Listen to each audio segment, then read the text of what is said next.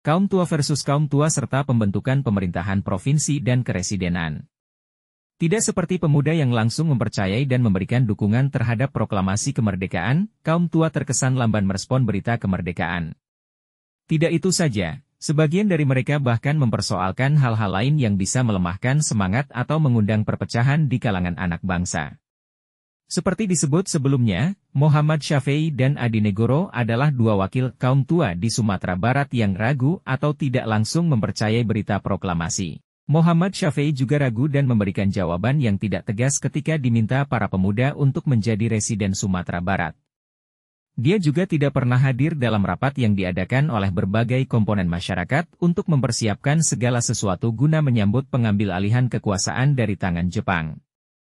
Namun, di sisi lain, terlihat sikap atau rasa tidak senang atau bahkan sakit hati mereka terhadap TM Hasan yang telah ditunjuk menjadi wakil Sumatera pada sidang PPKI di Jakarta, dan kemudian diangkat menjadi gubernur Sumatera. Sikap ini terlihat dari pernyataan kembali proklamasi kemerdekaan RI yang dinyatakan dan ditandatanganinya di akhir rapat 3 hari, 27 SD 29 Agustus, sebuah rapat yang dihadiri oleh para pemuda, tokoh, serta pemuka masyarakat Sumatera Barat di Padang, 51 di atas nama dan tanda tangannya, seperti terlihat pada kutipan berikut, 52 dinyatakan bahwa dia adalah tokoh sosok yang mengatasnamakan warga Indonesia di Sumatera. Permakluman Kemerdekaan Indonesia mengikuti dan mengoyatkan pernyataan kemerdekaan Indonesia oleh bangsa Indonesia seperti proklamasi pemimpin dua besar kita Soekarno-Hatta atas nama bangsa Indonesia seperti berikut, proklamasi. Kami bangsa Indonesia dengan ini menjatakan kemerdekaan Indonesia. Hal-hal yang mengenai pemindahan kekuasaan dan lain dua diselenggarakan dengan cara saksama dan dalam tempo yang sesingkat duanya. Jakarta 17 Boelan 8 tahun 1945 atas nama bangsa Indonesia. Soekarno-Hatta. Maka kami bangsa Indonesia di Sumatera dengan ini mengakui kemerdekaan Indonesia seperti dimaksud dalam proklamasi di atas dan menjoeng-joeng keagoengan kedua pemimpin Indonesia itu. Boeki tinggi hari 29 BL 8 TH 1945 atas nama bangsa Indonesia di Sumatera. Muhammad Syafei. Dari pencantuman atas nama bangsa Indonesia di Sumatera tersebut terkesan bahwa Muhammad Syafei masih menganggap dirinya sebagai pemimpin tertinggi di Sumatera, dan sekaligus terkesan bahwa dia tidak mengakui penunjukan TM Hasan sebagai orang nomor satu di Sumatera. Padahal sebelumnya, tanggal 26 dan 27 Agustus, dalam perjalanannya dari Palembang menuju Medan, TM Hasan singgah di Bukit Tinggi. Pada kesempatan itu TM Hasan sempat bertemu dengan Adi Negoro dan sejumlah pemimpin serta pemuka masyarakat daerah. Pada kesempatan itu, TM Hasan menyampaikan informasi mengenai proklamasi kemerdekaan, penetapan Undang-Undang Dasar, pemilihan Presiden dan Wakil Presiden RI, konsepsi nasional, dan sekaligus mengatakan dirinya dipercaya sebagai Gubernur Sumatera dan Moh Amir sebagai Wakil Gubernur Sumatera. Tidak ikutnya Muhammad Syafei menanti kedatangan TM Hasan dan Moh Amir di Bukit Tinggi saat itu, padahal dia tengah berada di kayu tanam yang secara geografis tidak jauh dari Bukit Tinggi, juga bisa ditafsirkan dari sikap tidak senang atau tidak sukanya Ketua Cu Sangiin tersebut terhadap Gubernur dan Wakil Gubernur Sumatera itu.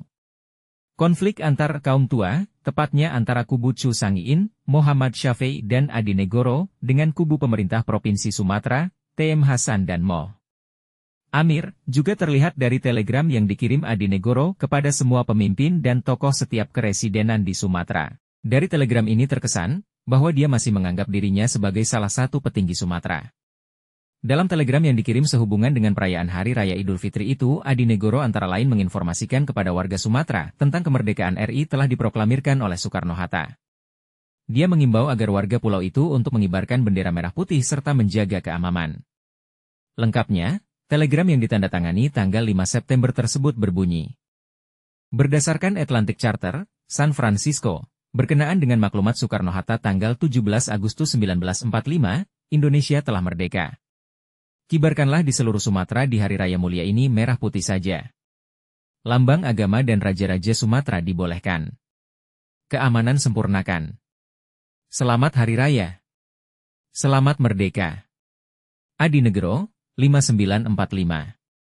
Konflik antar kaum tua, khususnya perlawanan terhadap kubu pemerintahan Provinsi Sumatera, TM Hasan dan Moh Amir, tidak hanya didasarkan oleh ketidakpuasan terhadap penunjukan TM Hasan dan Moh Amir sebagai utusan Sumatera ke sidang PPKI, serta penunjukannya sebagai gubernur dan wakil gubernur semata, tetapi juga didasarkan oleh pandangan yang melihat nir prestasinya TM Hasan dan Moh Amir, serta pandangan yang melihat daerah utara, Sumatera Timur, nyaris tidak menunjukkan kontribusi yang besar dalam perjuangan kemerdekaan sebelumnya.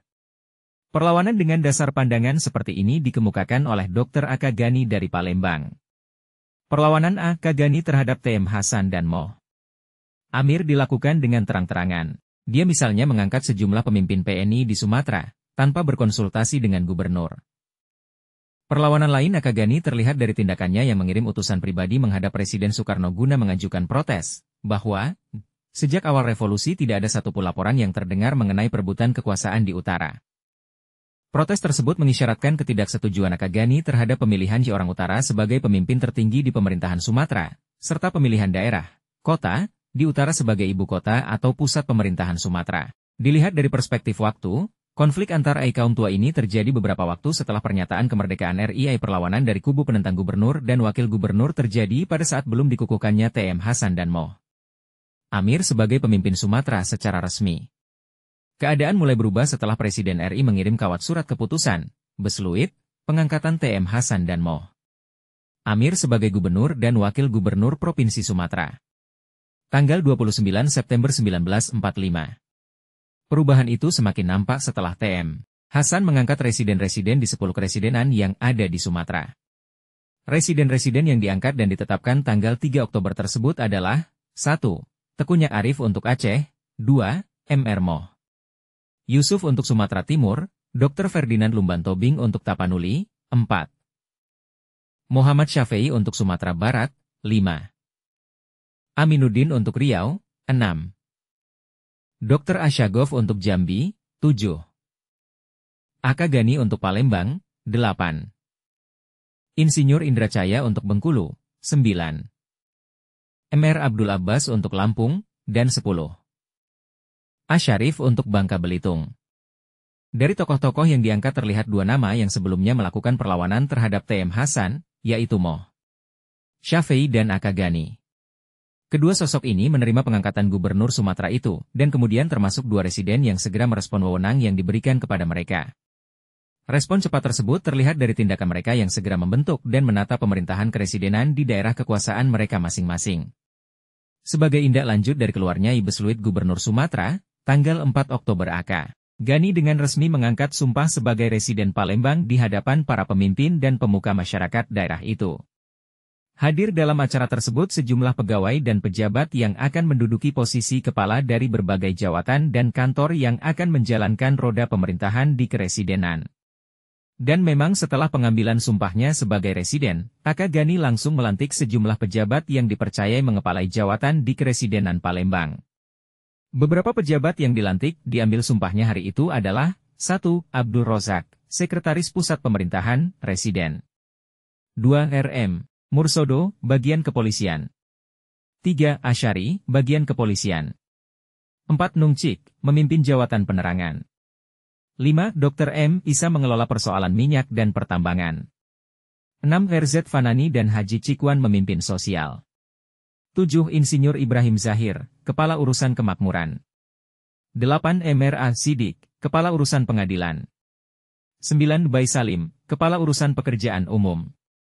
10. Haji Cikwan, Kepala Urusan Agama. 11. R.M. Utoyo membawahi Jawatan Perhubungan dan PTT. 12. Raden Hanin dipercaya sebagai pejabat pemerintahan umum, Wali Kota, Kota Palembang. Cepatnya Aka Gani khususnya dan pemerintahan keresidenan Palembang umumnya dalam membentuk pemerintahan daerah dikarenakan penyelenggaraan pemerintahan itu telah dipersiapkannya sejak jauh hari sebelumnya. Setidaknya, persiapan para pemimpin dan pemuka masyarakat Palembang untuk menjalankan pemerintahan daerah telah dimulai sejak tanggal 23 Agustus. Pada hari itu mereka mengadakan rapat. Dalam rapat yang diadakan sehari sebelumnya, mereka mendengar penjelasan resmi dari Syucokan Palembang tentang berakhirnya perang. Para pemuka masyarakat daerah itu langsung merancang susunan pemerintahan bangsa Indonesia di Palembang. Dalam pertemuan itu langsung diputuskan untuk menempatkan Dr. Akagani dan Abdul Rozak sebagai Kepala dan Wakil Kepala Pemerintahan Pusat Bangsa Indonesia dalam Keresidenan Palembang. Di samping itu, ditunjuk pula Saari dan Mursodo untuk kepolisian, Insinyur Ibrahim untuk kemakmuran, Nungcik untuk penerangan, Dr. M. Isa untuk urusan minyak dan pertambangan, RZ Faizal dan Haji Cikwan untuk pemerintahan, RM Utoyo untuk perhubungan, PTT. Respon yang cepat dan agresif dari pemimpin daerah dan pemuka masyarakat Palembang ternyata disokong oleh petinggi Jepang. Walaupun ada larangan atau teguran, ternyata para perwira tinggi bala tentara Jepang tersebut umumnya menerima gagasan dan aksi Dr. Akagani dan kawan-kawannya. Dalam kaitannya dengan pemerintah Provinsi Sumatera, para pemimpin dan pemuka masyarakat Palembang adalah kelompok masyarakat yang pertama mendapat penjelasan langsung dari Gubernur Sumatera setelah mereka menghadiri rapat PPKI dan ikut serta dalam pengumandangan proklamasi kemerdekaan di Jakarta. Seperti telah disebut di atas, dalam perjalanan kembali dari Jakarta, 24 Agustus, MRTM Hasan, Dr. Moh Amir, dan MR Abbas singgah di Palembang. Pada malam harinya ketiga perwakilan Sumatera tersebut mengadakan pertemuan dengan pemimpin daerah dan pemuka masyarakat Palembang, di antaranya Dr. Akagani, Dr. M. Isa, Asaari, Insinyur Ibrahim, Mursodo, RZ Fanani, Abdul Rozak, dan Nungcik R. Dalam pertemuan tersebut dibicarakan tentang proklamasi kemerdekaan yang tidak ada sangkut pautnya dengan Jepang, mengenai penetapan UUD tanggal 18 Agustus 1945, konsepsi-konsepsi mengenai KNI, Dewan Menteri, BKR, PNI, dan rencana-rencana penggantian pengambil alihan kekuasaan dari tangan Jepang. Proklamasi di Palembang tidak hanya disambut hangat oleh para pemimpin dan pemuka masyarakat, tetapi juga oleh masyarakat luas.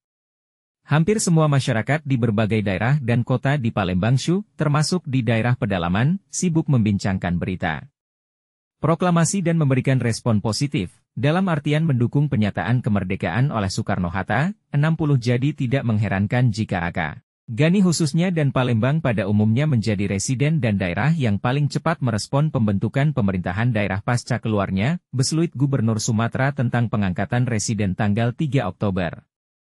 Satu lagi sosok yang sebelumnya melawan TM Hasan dan kemudian memberikan respon yang relatif cepat, dalam kaitannya dengan pembentukan pemerintah daerah, adalah Muhammad Syafei.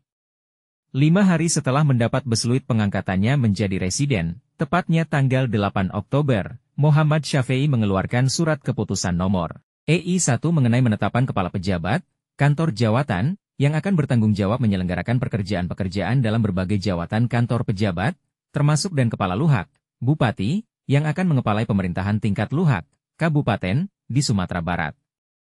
Berbeda dengan Palembang dengan susunan pejabat daerahnya yang sedikit dan sederhana, maka Sumatera Barat membentuk 24 urusan, kantor dan pejabat di tingkat pemerintahan keresidenan, dan menetapkan 8 luhak, kabupaten, di seluruh Sumatera Barat. Susunan lengkap urusan, kantor dan pejabat di tingkat pemerintahan keresidenan itu adalah 1. Urusan umum di kantor keresidenan, Muhammad Rusyad gelar DT Perpatih Baringek. 2. Urusan surat menyurat di kantor keresidenan, DT Junjung Tinggi M. 3. Kantor Kesejahteraan Minangkabau, Ahmad Arif DT Majo Urang. 4. Pejabat Pengadilan, MR Harun Al-Rashid. 5. Pejabat Kejaksaan, MRST Muhammad Rashid dan A. Razak gelar Sultan Malelo. 6. Pejabat Polisi, Raden Suleman. 7. Pejabat Kesehatan, Dr. Moh Jamil. 8. Pejabat Pengajaran, A. Muluk. 9. Pejabat Urusan Pekerjaan Umum, Muhammad Yasin DT Kayo. 10. Pejabat Pertanian, Muhammad Said.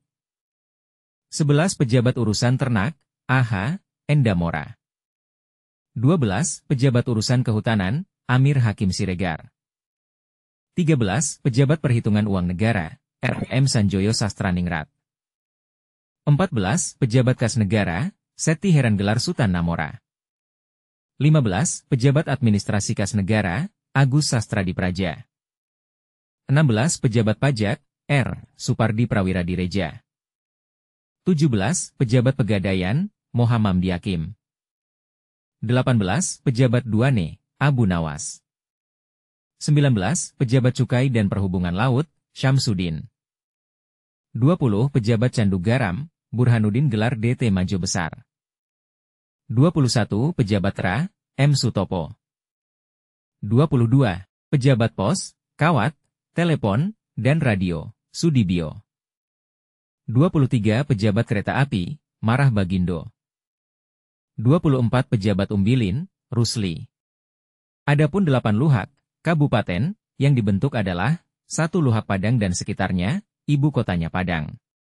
2 Luhak Painan, ibu kotanya Painan. 3 Luhak Kerinci Indrapura, ibu kotanya Sungai Penuh. 4 Luhak Tanah Datar, ibu kotanya Batu Sangkar.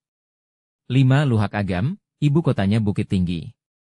6 Luhak 50 Kota, ibu kotanya Payakumbuh. 7 Luhak Solok, ibu kotanya Solok. 8 Luhak Kecil Talu, ibu kotanya Talu. Tidak itu saja, Besluit tersebut juga menetapkan 29 Demang. 1 orang ditempatkan di kantor residen, 7 orang ditempatkan di kantor wali luhak, bupati, dan sisanya di berbagai kedemangan yang ada di Sumatera Barat. 62 jadi, berbeda dengan Palembang. Sumatera Barat memasuki era pemerintahan keresidenan sesuai dengan instruksi Jakarta, dan kemudian memantapkan pemerintahan daerahnya dengan organ-organ yang sangat lengkap. Relatif cepatnya Muhammad Syafi'i khususnya dan keresidenan Sumatera Barat umumnya membentuk organ-organ pemerintah daerah ini juga disebabkan oleh telah dipersiapkannya sosok-sosok dan lembaga-lembaga pemerintahan apa saja yang akan dibentuk. Hampir sama dengan pengalaman Palembang, ancar-ancar pengambil alihan pemerintahan daerah serta penyusunan lembaga-lembaga pemerintahan daerah telah dirancang sejak minggu terakhir Agustus. Berbeda dengan Palembang yang memulai penataan pemerintahan daerah dengan membentuk lembaga eksekutif, maka Sumatera Barat memulai penataan pemerintahan daerahnya dengan membentuk lembaga legislatif.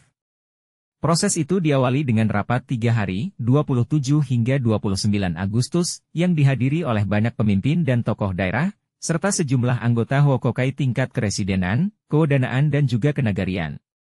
Melalui rapat itulah diputuskan pembentukan KNIT, Komite Nasional Indonesia Daerah, tingkat keresidenan.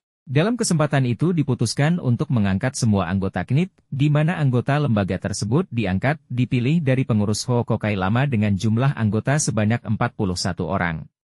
Tidak itu saja, melalui rapat itu pula diresmikan, disahkan pembentukan KNI Cabang, tingkat kewedanaan, dan KNI Ranting, tingkat kenagarian, di mana anggotanya dipilih dari anggota Gan Hokokai, kewedanaan, dan San Hokokai, kenagarian, sebelumnya.